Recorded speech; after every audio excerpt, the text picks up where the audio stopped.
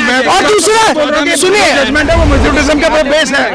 सुनिए, मेजोरिटी को देख के आया है जजमेंट। जो सत्य था उसको देख के सनातन जो है ना वो हमेशा सत्य रहा है। और AK मोहम्मद का जाके रिपोर्ट देख लीजिए, वो खुद मुसलमान थे, उन्होंने रिपोर्ट में बताया है कि वो मस्जिद के नीचे मंदिर था, ये साबित करके लाए। और 6000 पन्नों के साथ अगर कोई कहता है कि नहीं मेजोरिटी के साथ है, तो मैं कहता हूँ वो सच में बाबर की औलाद होगा, क्योंकि उसको साबित अभी भी उसको विश्वास नहीं हो रहा है कि उसके बाप का घर टूट चुका है।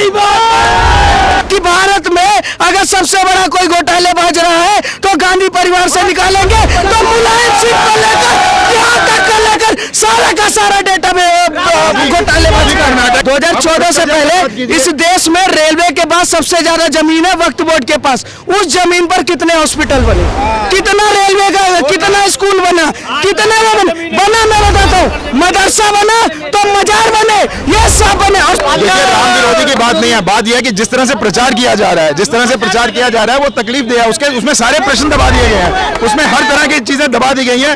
ये आप उनसे रोजगार पर सवाल नहीं करेंगे, आप उनसे हेल्थ पे सवाल नहीं करेंगे, आप जो ह्यूमन डेवलपमेंट है उस पर सवाल नहीं करेंगे।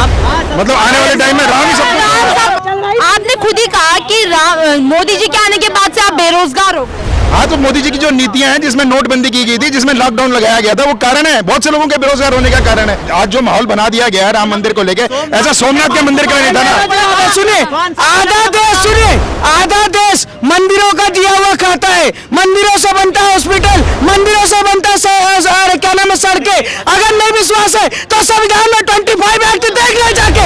पैसा हमारा, मंदिर हमारा बन रहा है, प्रभु का हमारा प्रचार हो रहा है, तुम्हारे क्या दर्द हो रहा है, तुम बाबर क्यों ना रोको।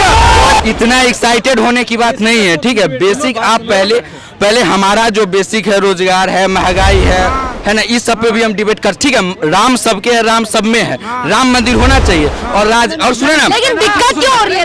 अरे सुनो, मैं क्या कहता हूँ, मोदी को गाली दो कोई दिक्कत नहीं, योगी को दो, सरकार का सुनिए, सरकार के बारे में सब कुछ कहो, पर मैं एक बात बता दूं, राम के बारे में कोई भी व्यक्ति बोलता है, आप शब्द बोलता है, जबान यही खींच लेंगे। आज का जो भी मुद्दा है जो देश में चल रहा है, वो मंदिर मस्जिद, हिंदू मुसलमान, हिंदुस्तान पाकिस्तान, इससे भी बढ़ करके हमारा जो बेसिक नीड है, बात उस पे भी होनी चाहिए। पूरा का पूरा जो है अडानियों को दे दीजिएगा, ये कहीं से जायज नहीं है। और आज जितना भी चीज को प्राइवेटाइजेशन किया जा रहा है, उसमें 90% से ज्यादा चीजें अडानी को दिया जा रहा है।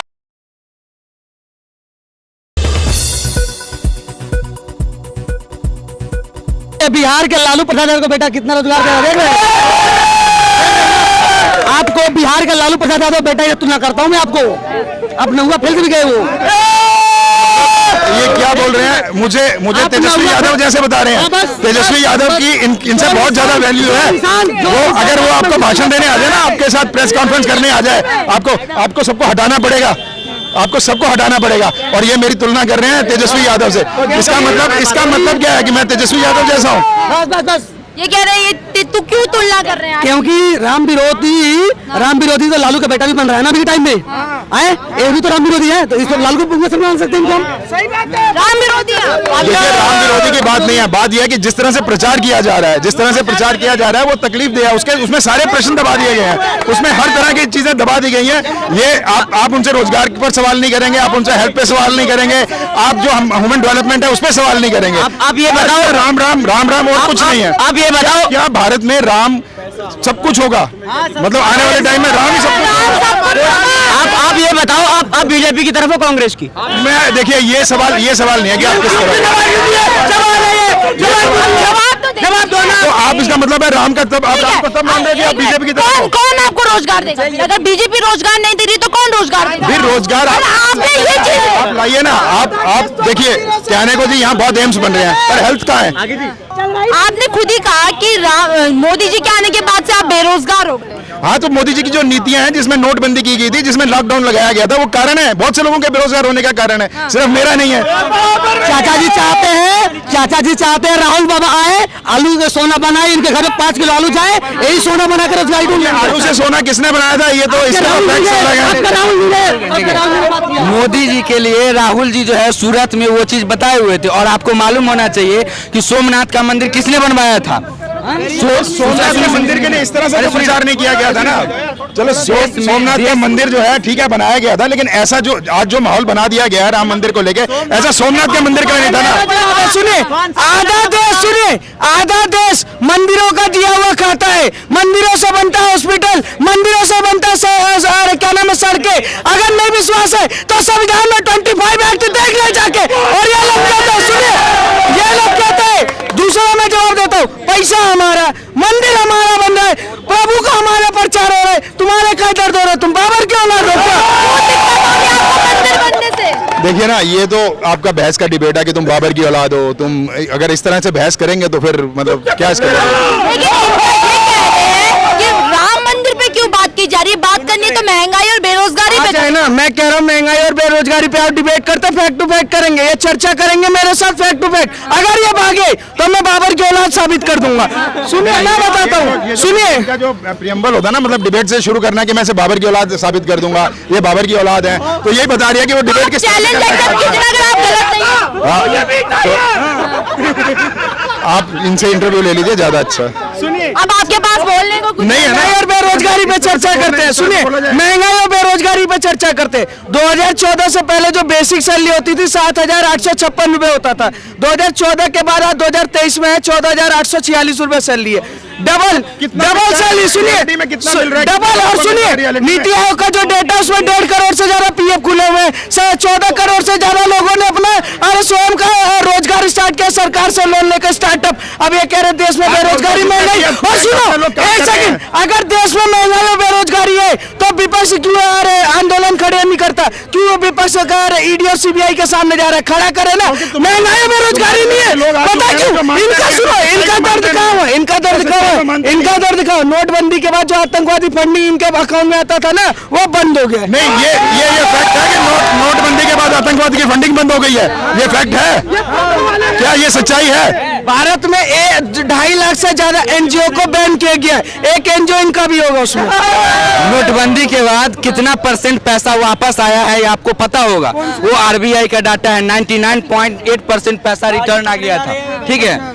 और मैं आपको बता रहा हूँ, देश में आज जितना भी जो भी चीज विकास हुआ है, आजादी से पहले हमारे देश में सुई नहीं बनती थी, लेकिन उसके बाद जिस तरह से कहाँ से आए थे तुम? अरे इतना एक्साइटेड होने की बात नहीं है, ठीक है। बेसिक आप पहले हमारा जो बेसिक है, रोजगार है, महंगाई है ना, इस सब पे भी हम डिबेट कर, ठीक है। राम सबके है, राम सब में है, राम मंदिर होना चाहिए। और सुनो ना, लेकिन दिक्कत क्यों हो रही है?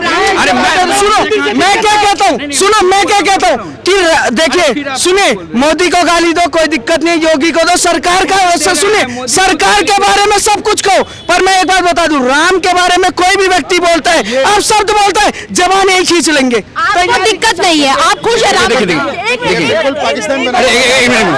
आज का जो भी मुद्दा है, जो देश में चल रहा है, वो मंदिर मस्जिद, हिंदू मुसलमान, हिंदुस्तान पाकिस्तान, इससे भी बढ़ करके हमारा जो बेसिक नीड है, बात उस पर भी होनी चाहिए। एक मिनट, आपने जिस तरह से राम के बारे में बोला, ये कोई मोदी जी नहीं लाए, ये ऑर्डिनेंस सुप्रीम कोर्ट ने लाया है, ठीक है। एक मिनट, अरे सुनिए, जब अरे सुनिए, नहीं तो अरे सुनिए, मोदी जी कोई ऑर्डिनेंस लेकर के नहीं लाया। मोदी जी बहुत हो गया अत्याचार, अब की बार मोदी सरकार, ये सुन लो, ये कह रहे हैं कि क्या नाम है, सुप्रीम कोर्ट ऑडियंस लाई, वही सुप्रीम कोर्ट थी, वही को क्या नाम है जज थे, वही सारे वकील थे। और सुनिए, तब क्यों नहीं जजमेंट आया? जब 2014 के बाद मोदी जी है तो जजमेंट है। सुनिए, और दूसरा सुनिए, जजमेंट है वो मजदूरिज्म का बेस है, ये सुनिए, मेजोरिटी को देख के आया है जजमेंट, मेजोरिटी को देख के नहीं आया, जो सत्य था उसको देख के। सनातन जो है ना, वो हमेशा सत्य रहा है। और AK मोहम्मद का जाके रिपोर्ट देख लीजिए, वो खुद मुसलमान थे, उन्होंने रिपोर्ट में बताया है कि वो मस्जिद के नीचे मंदिर था, ये साबित करके लाए। और 6000 पन्नों के साथ अगर कोई कहता है कि नहीं मेजोरिटी के साथ है, तो मैं कहता हूँ वो सच में बाबर की औलाद होगा, क्योंकि उसको साबित अभी भी उसको विश्वास नहीं हो रहा है कि उसके बाप का घर टूट चुका है। आपको तो परेशानी नहीं, लेकिन उन्होंने कहा कि मैं परेशान हूँ क्योंकि पता नहीं राम का ही नाम काम चल रहा है? देखिए, मैं ये बताना चाह रहा हूँ, आज़ादी के बाद देश में IIT आया, IIM आया, मेडिकल्स आया, एम्स आया। अरे सुनिए ना, सुनिए ना, अरे आप बोलने तो पहले दीजिए। देश में जितने भी विकास हुए हैं, भाखड़ा नागल बैंड है, बहुत बड़ी चीज हुई देश में। आज आप जिस स्थिति में आप यहाँ पर हो, उसमें आप जॉब रोजगार के बारे में बात नहीं करोगे। सुनिए, नोटबंदी के टाइम में आपने कहा कि नोटबंदी से बहुत ज्यादा फायदा हुआ, आतंकवादी का फंडिंग रुका, लेकिन एक भी CBI ED एक भी रिपोर्ट दिखा दे। व्हाट्सएप से पढ़कर आकर यहाँ ज्ञान देने वाले व्यक्ति को मैं जानकारी दे दूं कि ये लोग कह रहे, सुनिए, ये लोग कह रहे हैं कि क्या नाम है, अरे जब कांग्रेस की सरकार थी तो ये बनाए, वो बनाए, ये बनाए, सब बनाए। मैं ये नहीं कह रहा हूँ कि कांग्रेस के प्रधानमंत्रियों ने काम नहीं किया, बहुत ज्यादा काम किया। पर सुनिए, नेहरू ने भी घोटाले किए हैं, तो राजीव गांधी ने भी किया, तो इंदिरा गांधी ने भी किया है। अल्लाह अगर इनके परिवार में दिखा ले तो माँ बेटे दोनों जमानत पे घूम रहे। उसको कौन बताएगा कि भारत में अगर सबसे बड़ा कोई घोटालेबाज रहा है तो गांधी परिवार से निकालेंगे, तो मुलायम सिंह को लेकर यहाँ तक कर लेकर सारा का सारा डेटा में घोटालेबाजी। कर्नाटक में एक धमकी दी गई है, कर्नाटक में एक धमकी दी गई है कि अगर वो उन्होंने कुछ मतलब पार्टी से निकाला एक MLA को, तो वो 40,000 करोड़ रुपए का वो कोविड में जो घोटाला किया है उसको उजागर कर देगा। अच्छा चाचा जी, ये कब बोलेंगे? जो धीरज साहू के घर से पैसा मिला, महुआ मोत्रा पैसे लेके संसद में बोलते हैं, उस पर क्यों नहीं बोलते आप? तो उसको तो साबित कीजिए ना, उसको तो पहले आपने एक्शन ले लिया, पहले बाहर निकाल दिया। एक सेकंड, एक मेरा सुनिए, पहले बाहर निकाल दिया। एक मेरा जवाब है। ये लोग कहते हैं कि मंदिर बनाया, उससे बढ़िया हॉस्पिटल बनाते थे, स्कूल बना देते। 2014 रोजगार, सुनिए, 2014 से पहले इस देश में रेलवे के बाद सबसे ज्यादा जमीन है वक्फ बोर्ड के पास। उस जमीन पर कितने हॉस्पिटल बने, कितना रेलवे का, कितना स्कूल बना, कितना बना मैं बताता हूँ। मदरसा बना तो मजार बने, ये सब बने। और सुनिए, ये लोग कहते हैं कि मोदी जी के आदेश के बाद हिंदू मुसलमान हो रहा है।